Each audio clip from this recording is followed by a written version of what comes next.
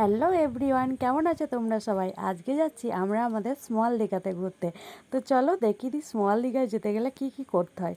প্রথমে এই কাদা ভুঁই জমি সমস্ত কিছু পেরাতে হয়। তারপরে দেখো এরকম বড় বড় ডোবা থাকে, যেগুলোকে ঠিক এইভাবে 3-4টে ভাই মিলে হাত ধরে লাপাতে হয়। তারপরে এইভাবে কাদা মারিয়ে সবাই মিলে আনন্দ করে করে যেতে হয়। তারপরে দেখো চলে এসেছি ফাইনালি আমাদের স্মল দীঘা। আরে বাবা, হ্যাঁ ঠিকই ধরেছো, আমাদের এখানে বান এসেছে। এত বৃষ্টি হয়েছে, এত বৃষ্টি হয়েছে, এক রাতের জলে বান চলে এসেছে। তাই আমরা সবাই মিলে এসেছি বান দেখতে। তো কেমন লাগছে আমাদের স্মল দীঘা সেটা তোমরা অবশ্যই কমেন্ট করে বলবে।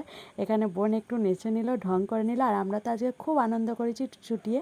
তারপরে আমরা অন্য সাইড থেকে চলে যাচ্ছি আর একটা অন্য সাইডে। দেখো আমরা ছিলাম ওখানে, তারপরে এলাম এখানে, তারপর এখন আমরা যাচ্ছি অন্য একটা জায়গায়। আজকে আমরা গোটা বিলটাই প্রায় ঘুরে ফেলেছি।